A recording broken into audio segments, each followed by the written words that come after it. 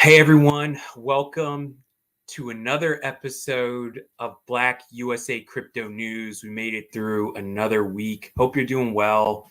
We're here live, and you got to check out all of the amazing content here on Black USA News. We're streaming 7 days a week with so many great hosts and guests on so many shows in the mornings and in the evenings. So, gotta give hats off to Donnie Glover, someone who I have had a chance to really correspond with. Before all of this is Carla Nelson Chambers. So she's got a great show on during the week. Check it out. I am seeing Michael Haney chiming in. How you doing, Mr. Haney, sir? Thanks for joining us this afternoon, evening, or really whatever time you're checking this out. I would encourage you guys to check out the archives. Like I said, there's so much content. Check out Michael Haney's show, which is 60 Minutes in Black every Sunday evening. Hope I got it right there for you, Mr. Haney. I can't wait to talk to you very soon here. And anybody else with comments, feel free to chime in. Like I said, we're live here on Black USA Crypto News. And that being the case, it is important for you guys to know that I have written a book called DeFi for the Diaspora, and I'm going to put it here on the crawler so you can check it out when you get a chance, or hopefully like to think you can. Regardless, at some point, I'm going to put it up there, and just want to make sure, get shouts out once again to Mr. Michael Haney. I don't want to delay any further. I have an amazing guest with me today, and we're here to talk about crypto and blockchain and maybe something you guys have heard about, especially newcomers. You may have heard about this concept, AML KYC. I'm here with an AML KYC expert, my friend, Emmy Lau. Hey, Emmy, how are you? Hey, Kamal, I'm good. I'm good. Happy Friday to you and everyone out there with us right now. Well, happy Friday. I'm so happy that you could join myself and our audience, especially on a Friday evening. I'm sure you got so much planned for this weekend, regardless if it's just relaxing, right? So thanks for taking time out of your schedule. Absolutely. It feels really good to end the week. Well, my week is not ended technically, but the end of the week for most people. Talking about really important things that have been on my mind for, I think, since I've been like 12 years old. So, it's been a couple decades that I've been stewing on what is going on in this country. And then professionally, I found what was going on. And then I didn't put all of the pieces together until, the last 5 years. But I've been working on it. And as a result, I'm here speaking to you about it today. Well, I think before we get there, because there's a lot to talk about when you're describing what you're about to describe, but you are and have been a AML KYC expert, and you have worked with financial institutions like TD, and you've been an anti-money laundering analyst with the International Fund Services, which is a State Street company, and that was based in New York. I've had quite a bit of AML KYC experience. Actually, at one point, I was considering getting the CAM certification. I don't know. I still might. Who knows? But I've written AML KYC policies for companies, which can be pretty extensive. But you're an analyst. You're an expert. I was working more on the policy level. You were actually working with policies and processes and making decisions. So how did you have an opportunity to be an AML KYC expert? And what were some of the things that you did with some of the companies I mentioned earlier? Right. So at a younger age, I was recruited by a staffing agency for an operations role at LPL Financial, and I proved myself in that capacity. So they switched me over to a vacancy in the AML department, and that's how I got to know all of the secret back-end processes that go on behind people's backs and the amount of data that we have to sift through in order to make decisions on whether or not this person or organization can open and maintain an account with LPL Financial, which is a broker dealer for many other companies. So yeah, they're on the back end of the money transactions and settlements. And then I, from LPL Financial, went over to State Street. Oh no, TD Bank, then TD Bank over to State Street. So these contracts were also reflective of the fact that these companies did not want to hire permanent AML KYC analysts because AML KYC is very profit draining, and it does not produce, doesn't bring any profit in. It actually is, it actually can take out a lot of money. For example, JP Morgan Chase kept Bernie Madoff on the books for 2 years longer than they should have because Bernie Madoff was bringing in a lot of money. And in that regard, that's very corrupt. And they did get slapped with a lot of fines, but that is an example of AML KYC failing. Or perhaps that there were red flags with regard to Bernie Madoff, but the other department that was making all this money didn't want to do anything about it because there was so much money on the table with regard to that account. So what happens is the little guy, they'll find accounts that are like little criminals that aren't even huge amounts, and they won't let the little guy have an account because, well, it's not worth that much, and let's just show that we are doing the right thing by taking out bad people, but we'll just leave this Bernie Madoff guy alone. Like that is, and I've heard this statement from many AML KYC department. They know what goes on. It's like that's just the nature, and I'm sure you've seen it too. I don't know. Yeah.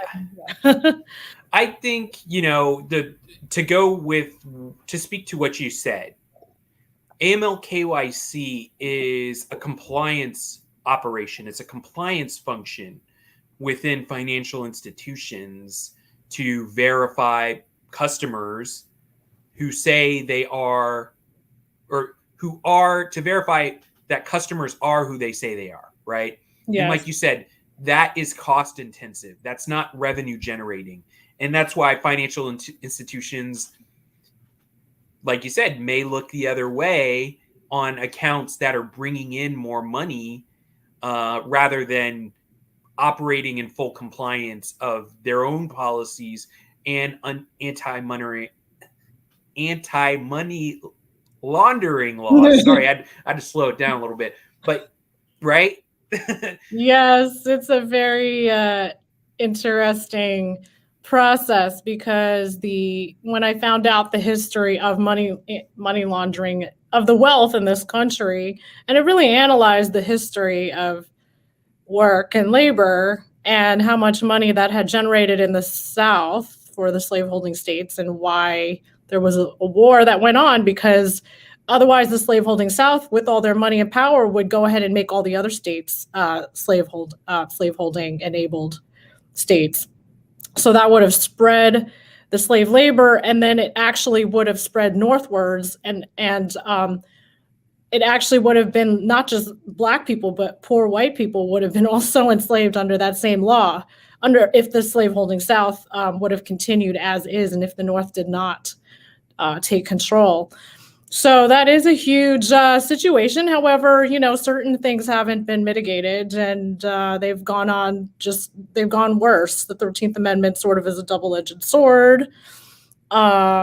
I'm not against police per se, but the origins of the police, unfortunately, come from slave patrol, where the slaves that were set free, they were just loitering, and then they, based on the 13th Amendment, well, all your labor is gone. So where are you going to get it from? You're going to use slave patrol to go get them back, put them back on the plantation for loitering or anything, right? And nowadays you still see that happening in some cities, putting finding them and putting in. That's why the profiling exists, because they do still need labor. And then that's like a money laundering issue all over again. So it's just sort of, they just shoved it in a different direction and it's working in this other capacity. And they're like, well, look at us, we're doing the right thing, by being criminally against crime and all these things, but they use it against a certain demographic and they ignore the other demographics. They ignore the bigger problem and they just focus on these people who have suffered quite a lot of injustice, as we all know, and continue to do so in some places. It is getting better, I do admit, and more of us are waking up to the hypocrisy. But I did, I when I woke up, I couldn't. I just sat there, and I sat there. I had to do content. I had to write it out because I was just so stunned at what I was realizing. Yeah, as an AML KYC analyst. Wow. So, I mean, we definitely fast forwarded right to some of these issues, which is great. And I'm glad that you are outspoken and can talk about these sort of things, because a lot of people, like you said, they shy away from it. But maybe to just go back into your personal history, you said that you got a sense of this when you were very young, but you couldn't quite put your finger on it, right? So maybe if you could take our audience back a little bit to get an understanding of where you started to get these indicators, these indications. How young were you, and what were some of the things that didn't make sense to you? Yeah, so I believe when the first comment came from my parents about me having too many Black friends was when I was in middle school. And I had just moved to Texas from New York. So in New York, we were sort of in our own Asian community in Flushing. Then all of a sudden we moved to Texas, and there, in the neighborhood that I was in, or in the area I was in, there weren't many Asians. So I ended up making friends with whoever was around that wanted to be friends with me, and happened to be Black people or mixed race, And my parents were concerned, and they said, why don't you have any, and no offense to white people, it's just that this is how some Asians are raised. And, Asian parents, they are more biased to one race over the other. And this is not about causing division. This is just this ideological thing that runs through this country about that has brainwashed everyone into thinking, not everyone, but most people of a certain generation, because now we're waking up, that a certain group of people are a certain way and they're not good to hang out with or be associated with, and another group of people are a certain way and they're better than this other group of people. I mean, and you all know what the term is. The initials are WS. I'm not going to say it, but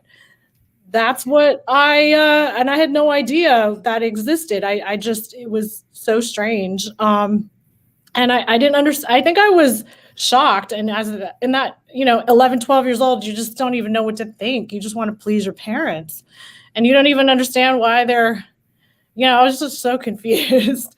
And but I was under a lot of stress at the time, because we just moved, and my parents were under stress. So when the parents are under stress, then you're under stress. I mean, it's just a lot of stress. And then comments like that, and then you just don't even know what to make of it. So I did have to jog myself back to that time when I had accepted when I had put together all the pieces about 10 years after my AML KYC and traditional finance, moving into the blockchain crypto sector, and looking back in history at the actual history I was taught of certain people and their identity, which has to do with KYC also. So we have two layers: AML with regard to money, and KYC with regard to people's identity. And I can't even state this enough. The currents that come from Europe, like the UK, the transatlantic ocean currents go from the UK to the United States. The transatlantic currents from Africa West Africa, go all the way to South America. So I don't, fine, calling yourselves African American, fine, but it's wrong.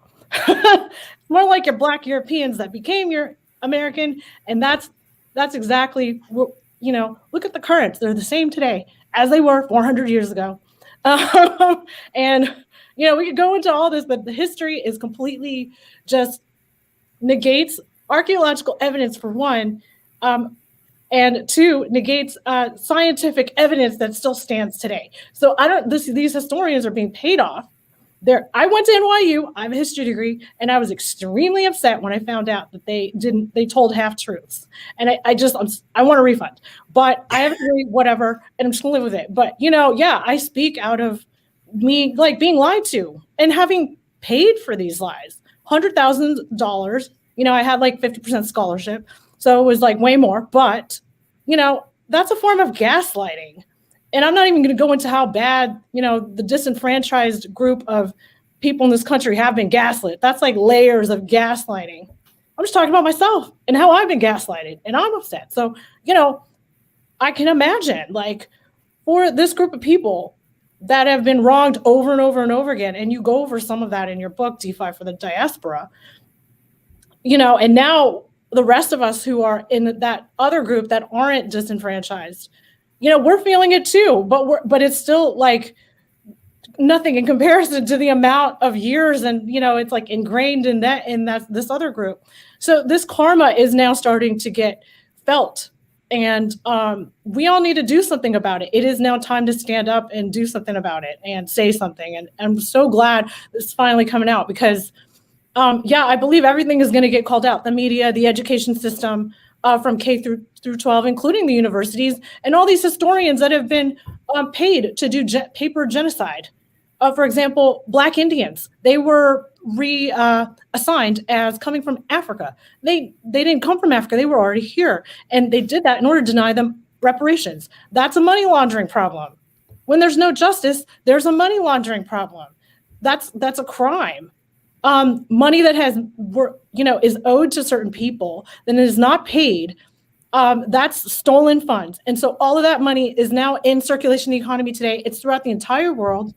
And it's a problem. It's causing problems. There's the energy of injustice attached to that money. And that's what concerns me as an AML KYC analyst, is I see the identity side of it. I see the money laundering side of it, and it's a mess. Both of those two things have affected the financial prosperity of Black Americans, from a long time already.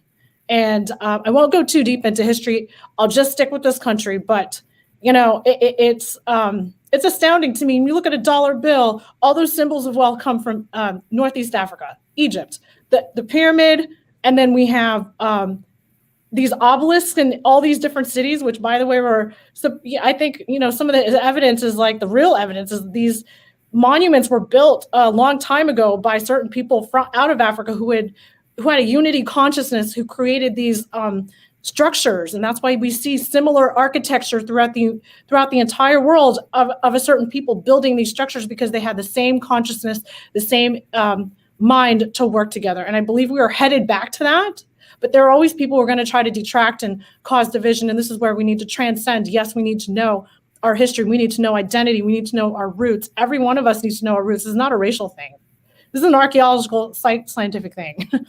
And now there are people that say, oh, it's a theory. It's a race theory. It's not a race theory. We're one race. We're the human race. We have many different colors and looks and whatnot, but all dogs, and I'm not trying to offend anyone, all dog breeds, from the Chihuahua to the Mastiff, come from one dog, and that dog comes from the wolf. So guess what? There's a prototype, and that prototype has given birth to all these breeds, right? So we need to wake up, and we need to see that we are all one race. For them to try to divide us like this, because they've been doing this a long time and trying to steal our identity, when they do that to the root group that has all the DNA that can produce all the colors and everything, they do that to the rest of us. This is how it affects them and how it affects the rest of us. That's why our identities and our history and our money needs to all be solved. I'm not at once. I mean, I would if I could, but we all need to wake up and see what the problem is and how we've been brainwashed. And this is not about politics left or right. This is about moving forwards, understanding who we are, and calling out those that cause division, which is these paid historians, the media, and who knows who else. Because at this point, I am very apolitical. I'm voting with my feet, with my actions, with my projects. And, I encourage everyone else to do the same, because the government's not going to save anyone. Yeah. Very true. Very true. They're not here to save us. They're here to tax us and redirect those monies towards war, maybe. More war, right? Right. Yeah, more war, more money. Yeah. Well, Michael Haney's talking about Whoopi Goldberg, and I thought that was a very interesting thing that happened to her. She commented on the Holocaust, and unfortunately, it seemed like she was making a positive prevailing point, right? And she was trying to avoid getting into a very more complex conversation, maybe because a commercial break was coming. But regardless, she was, corrected and set straight. And, it's tough for me because, there's so much history, like you said, that is not accurately taught to all people. And maybe that was a result of it all, right? And so I think, hey, that was a teachable moment. But one thing that I think that you were touching on is, there is, you said WS, which I know is white supremacy. And there's levels and layers of that. And it really is most concentrated and most leveraged in the form of anti-Blackness, right? And I think you spoke about that when you were talking about your parents and how you shouldn't necessarily associate with so many Black people.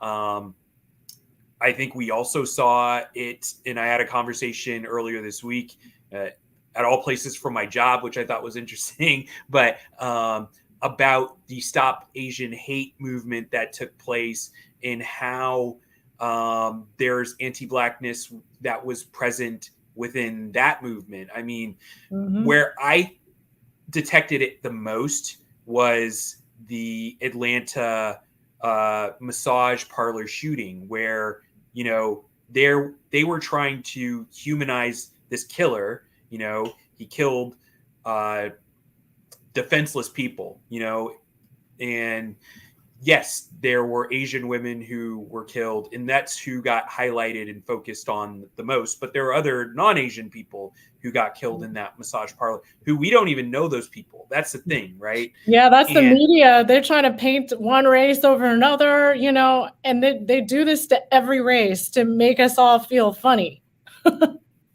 Right. And the other thing is, too, is they really tried to humanize and infantilize the shooter and the killer. But what got even elevated more so than that were these incidents of violence of Black people against Asian people that were elevated and once again focused on more. And don't get me wrong, there were some instances where these Black people who were either mentally ill, intoxicated, homeless, transient, or a combination of all three. So, I mean, you're comparing that to people like Donald Trump, who are saying things like Kung Flu and all these other racist. I mean, it's racist garbage, right? Yeah. And that's coming from the top. That's the commander in chief, the president, who's saying that. He's not quite getting as punished, I guess, as he should have been. But honestly, that's the tone that was set, right? And once again, it was focused more on these kind of outliers, in my opinion, of Black people who were attacking. They do. They find unlikely candidates or this one-off incident way over here in some alley or something. Or, I have a little bit of a conspiracy theorist side of me, and I like to think that some of these things can be instigated and staged. You can easily, I used to be an actor in Hollywood, and you can easily stage something. It's not even that difficult. I mean, we used to conduct, our acting assignments were to go out there and act like a different person and just approach normal people in the street and act that way as if you were that character. I'm not even kidding. So if they're just doing this in classrooms as an actor, can you imagine what they're doing like at government level with all that money and all these technologies for brainwashing and mind control? I mean, I didn't go through that program, but I was able to go out there and act like different people and do whatever, put forth an experiment if I wanted to.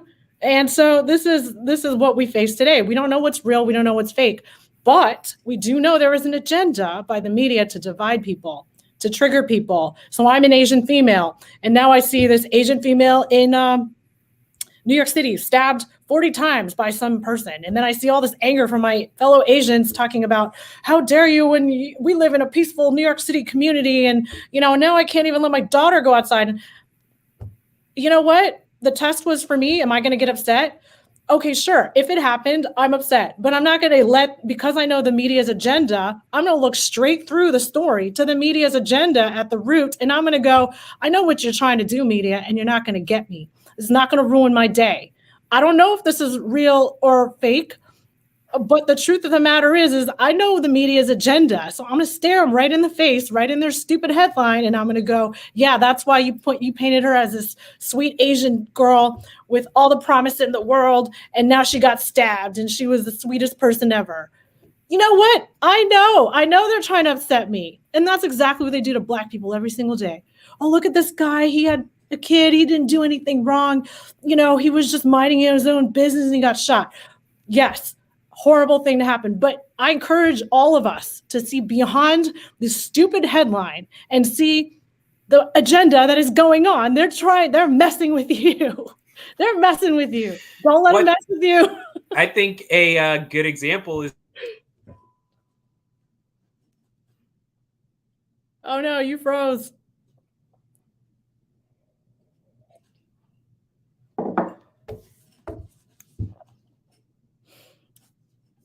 I hope we're buffering or something.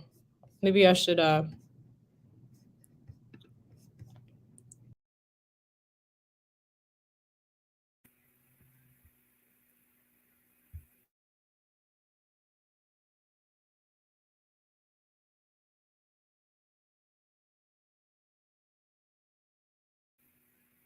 You still there? I'm back. I'm back too. I don't know what happened. Maybe we were talking about something we shouldn't have been talking about. So, now we're on the other side of the All-Star break. Let's talk about the NBA. Okay. Just kidding. But all right, maybe I don't know what happened there. Maybe we were getting a little too deep. So that's okay. You know what? We had to say those words. Whatever it takes. And I know we're at war. There's a war and there's cyber attacks too. So it's not necessarily that. Could be a combination of things. But this is very useful. So keep going, Kamal. Keep going. Well, hey, I touch a lot about this on my book. And really, once again, it goes down to, how blockchain and crypto can, empower people, right? And we're not going to talk too much about what you're working on because it's great and it's still under development. It's very close to being ready, but you're working on an amazing solution that is going to help businesses and people when it comes to things like identity, which I think is great. And I'm excited to talk about it at a future date. But something that I did want to talk about was you had a publication called, The Foundations of USA Wealth and the Threats of Communism, which is interesting. And you talk about a lot in this letter. Maybe if you could preface it for our viewers and talk about maybe some of the things that you touched on. Right. So I wrote the introduction as a concerned citizen to right the wrongs of the past, as we have an opportunity to restart. During the pandemic, everyone was talking about the Great Reset. So I felt the same energy about resetting. And I took what I knew from history, what I'd been studying the truth of, archaeological evidence, scientific evidence, and I brought it into this letter in combination with the AML KYC in order to create a solution and why reparations are actually something that can clear the karma of the money that we are holding. Whether if you're a non-Black person and you have money coming in, that money is dirty. I'm not saying non-Black people weren't slaves; they were slaves too. But what I'm saying is that Black people have been the most disenfranchised over and over and over again up until today. They are still the most disenfranchised. So we can't deny that. That's not a theory. And in fact, they're now coming out with by labeling these other minorities as white, they are further disenfranchising the Black community.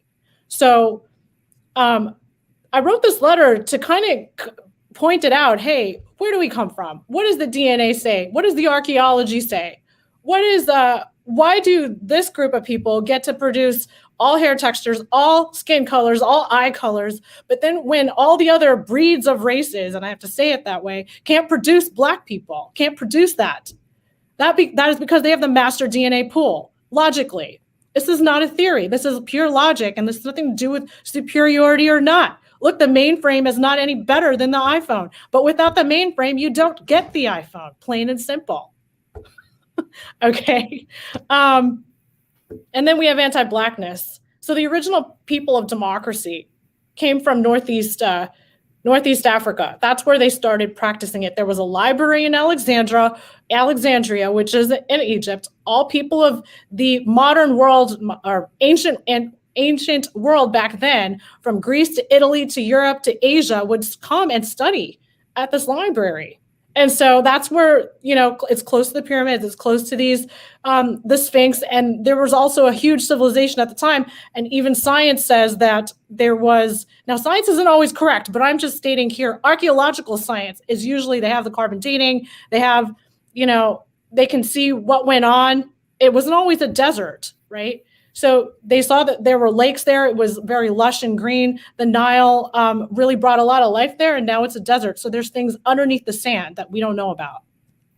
And so this anti-Blackness is very harmful to everyone DNA-wise, because now you're just self-sabotaging yourself if you're anti-Black, because that's, like I said, the prototype of the dog comes from the wolf. That is the prototype. And if you disrespect the wolf and you say, get rid of all wolves, like you're totally like destroying the mainframe computer. Okay. I'm speaking in analogies here. So you're destroying yourself. And then we have communism, which didn't come from Africa. It came from Germany. Now, Germany was at one time majority Black people as well. Even Benjamin Franklin said the whole of Europe is all Black people. And he was a legit white guy. He said that. You can look it up. He bemoaned it. Because whites were a minority, okay, in Europe. So, but this guy, Karl Marx, there's photographs of him. He looks white to me, all right? He wasn't an African. He looks like a white guy. And he invented communism. And so this communism now is all over the world. It's in China. It's, we're threatened by it here. My grandparents left China in 1949 so we could live in the United States and be free from communism, which I didn't know at the time came from Western Europe, ironically, right? Because we have ideals of democracy and capitalism and freedom that also come from Western Europe.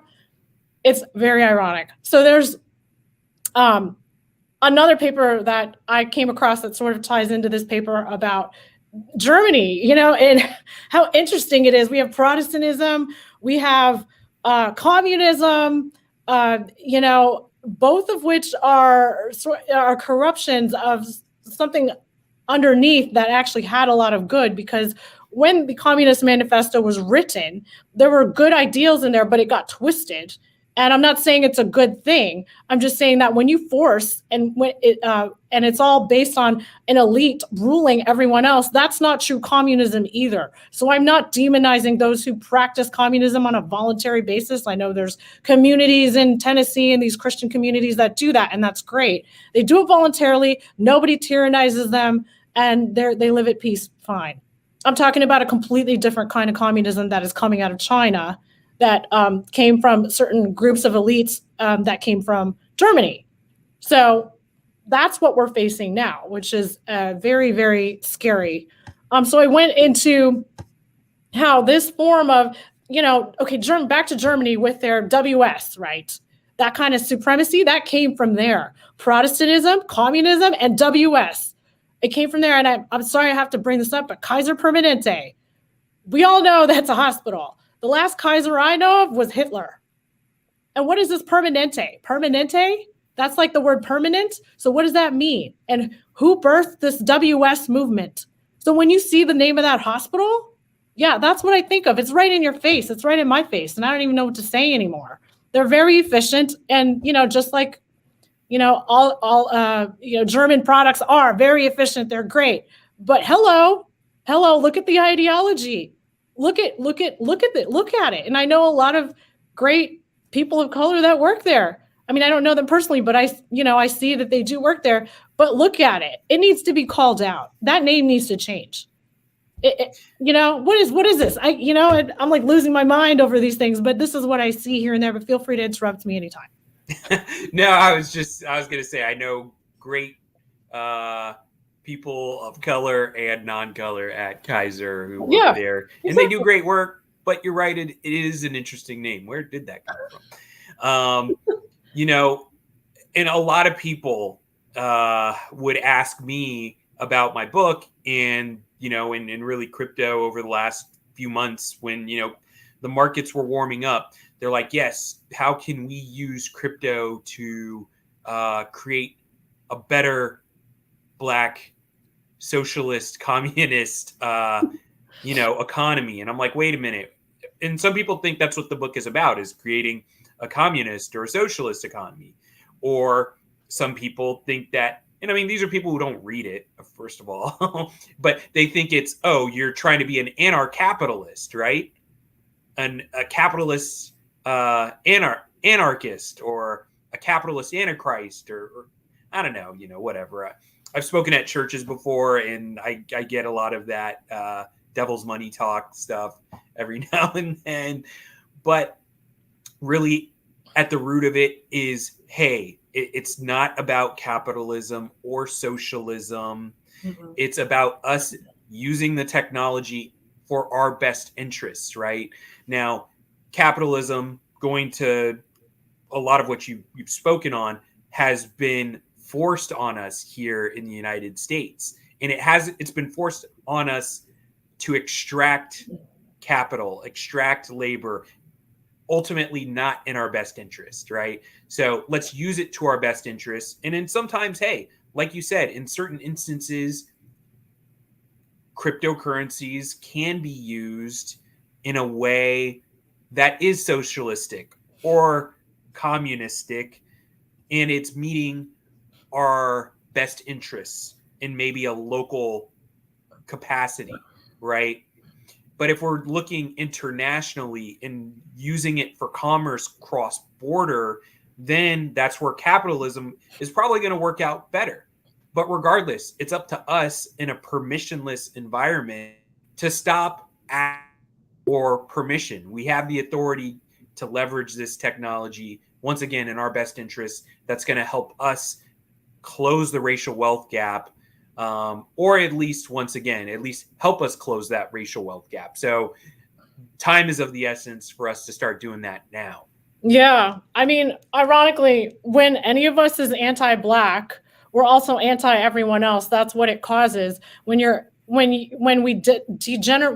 denigrate our foundations, we denigrate our own race and other people's races. So anti-Blackness leads to anti-Asian, anti-white, anti-Hispanic, because they are the root race. And scientifically speaking, archaeologically speaking, they were all over the earth and they were majority They were the ones who built the original civilizations. And from them, we get these other looks. We get different skin tones. We get different hair types. We get different eye colors and different eye shapes, different skin tones. It all comes from that root race. So it's really, we are all one race, but just like a dog is one species, right? But they have many breeds. And I'm not saying that we are breeds. I'm just saying that's an analogy of how we are one type of being. The same, like a dog is a dog is a dog, but there's many breeds, okay? Just like there's many nations, many ethnicities, many languages. And so, you know, we have to all realize this and understand that if we nourish our roots, we will be strong. I've never felt stronger than when I am restoring my roots, like ancient roots, okay? I mean, and getting to the truth of the matter, I've become stronger. I feel better. I have a solid foundation and I can move forward. You cannot move forward if you're on a crooked foundation of lies, corruption, injustice, hypocrisy, and anti-Blackness. Now I have this formula: lies, corruption, injustice, hypocrisy, and anti-Blackness equals communism. But if you have truth, integrity, justice, and restoration of the original people of democracy, who happen to be Black people, then you have democracy.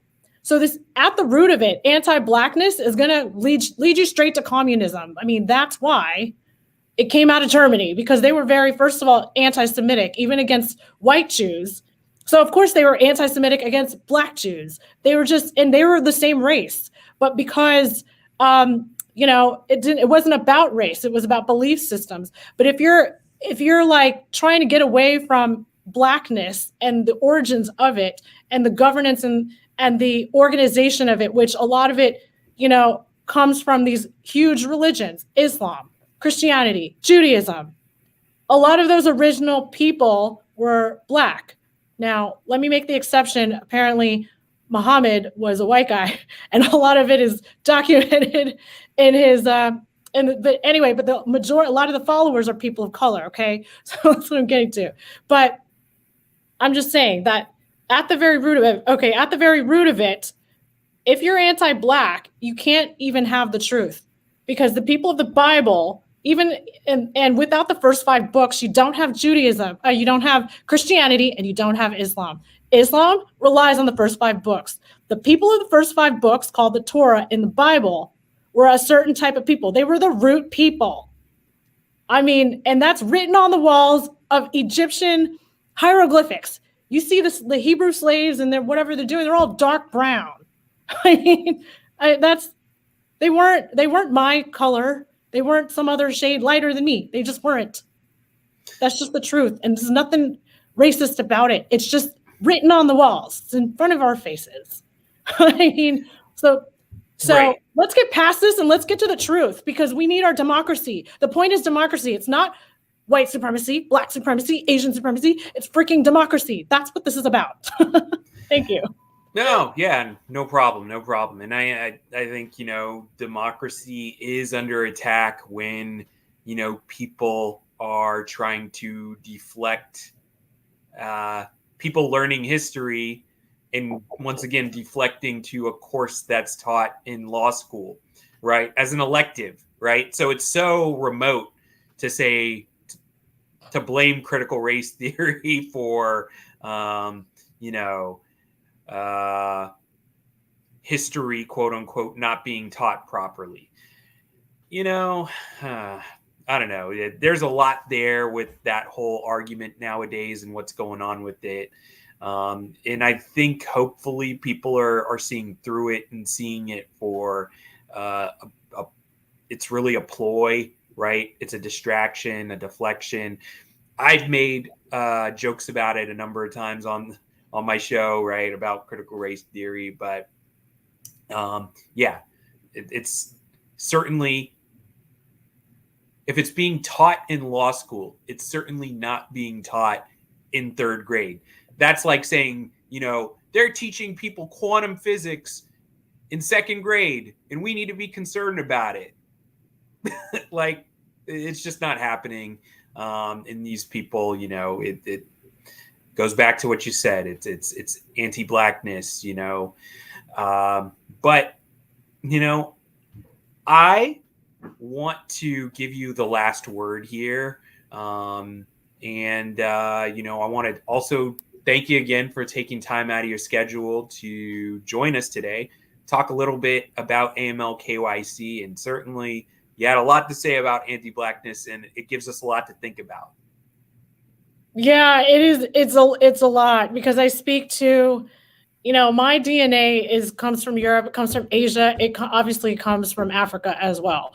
And so I'm speaking to all parts of myself when I speak these things. When I write that letter, I'm speaking to all parts of myself. And I'm honoring all of my ancestors that came from everywhere. And it is about respect. And we do live in a quantum world where, we do need to respect each other and all of us, regardless of whatever we look like. But if people are still having this bias towards this one group of people, which is obviously, even if they get rid of their personal bias, there's still government bias and redlining and all that other stuff that you talked about in your book. The USDA, discrimination against Black farmers and not giving them loans. And on top of the lack of reparations from 1865, this compounding, this is where we are today. This is how we got here today. And this is why the foundations are crooked in this country. And I'm not saying give up. No, I have nowhere else to go. I'm not going back to China. So I need to stay here, stand up, and I need to fix what's wrong. And I need to care about what's going on here. And it's not just caring about Black people. It's caring about everyone, because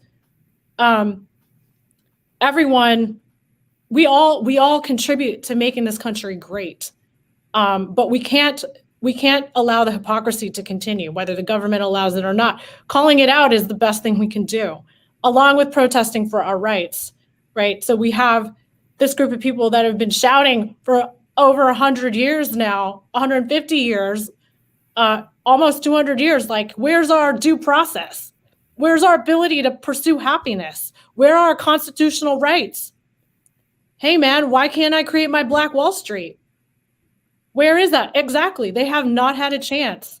And each time they get pushed down or killed or whatever, or their town gets, drowned by a lake or a reservoir. I mean, it's happened all over the world. But here, thank God, we document it. Now, I don't know what happened in Asia. I'm sure stuff did happen in Asia, which another time, but I don't even know. But I'm just saying, here, at least it's documented. So I'm proud of this country. I'm proud that we can talk about it, because in other countries, like in Asia, they have a hard time speaking about this, because maybe none of it was documented. I don't know. But here we do have that dialogue. And over there, democracy just isn't part of their thing right now, maybe later.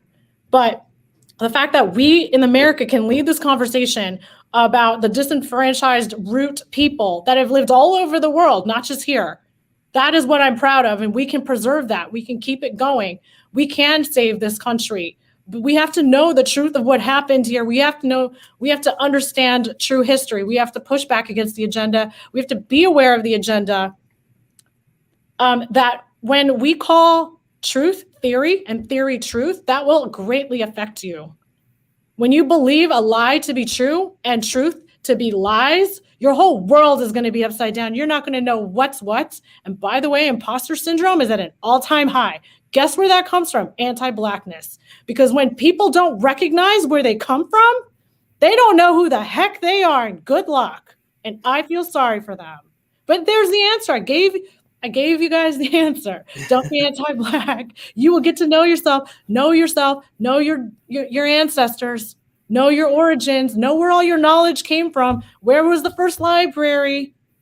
Where was the first, practice of voting in democracy? Northeast Africa. Both of those things. Library, knowledge, governance, medicine, all that stuff. All those books were taken and the library was burned down. Guess where those books went? Everywhere else. That's why there's nothing there. And now it's a desert. But we have to know where we came from, okay? That's the key to solving imposter syndrome. Well, hey, you said so much, and, I don't want to end things on, any sort of like a slogan or anything like that. No slogans. Because, I was just about to throw about 5 of them out there, but I'm not going to do that. Gosh, yeah, I think you are right. We just need to kind of get back to, getting to one truth. And, I would like to have you back at some point to talk about Web3 and, the project you're working on, as well as maybe the metaverse too. Yeah. I'd love to hear some of your thoughts on all those things. And I know they all tie in. So, Yeah. But I'm going to let you get to your weekend or get back to your weekend. Thanks so much for coming here and sharing your perspective with my audience. And, like I said, I'll let you have the very last word, maybe where people about. Oh, sorry. I thought I gave the last word, but what did you suggest? I didn't hear I would guess where people can find you, either on social media or anything you'd like to share. Yeah. The way people can contact you. For sure. So I have an email address, emmy@fizeportal.com. When I tweet on Twitter, it's through my project's name @fize_portal.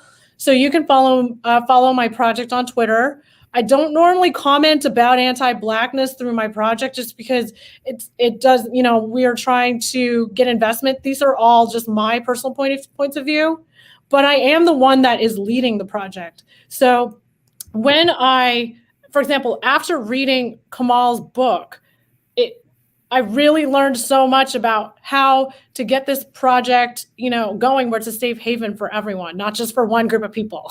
So where have these other group of people come from and how have they been burned? And how can we not repeat that through stability, right? Reduce volatility. Let's make this a safe place for everyone, including those who've been most disenfranchised, who happen to be those that are, that carry the origins of who we are. Okay, so that is where I'm going with my project, and I need that feedback. Otherwise, I get swept up into, other things that I don't, there's disconnection, right? It's not connected to the root consciousness. There is a root consciousness, and I need to stay connected to that. So I appreciate the involvement and the input. And I don't know what to say for the last word. There is no last word. Love and gratitude to everyone. Thank you so much. That's my last word.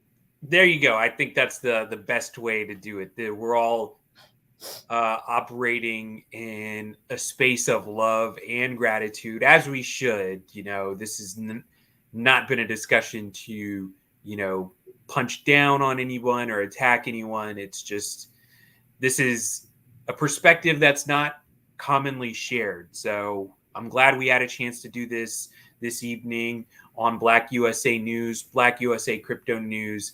So everyone out there, stay safe, have a nice weekend, and we'll see you on the next episode. Thanks again, Emmy.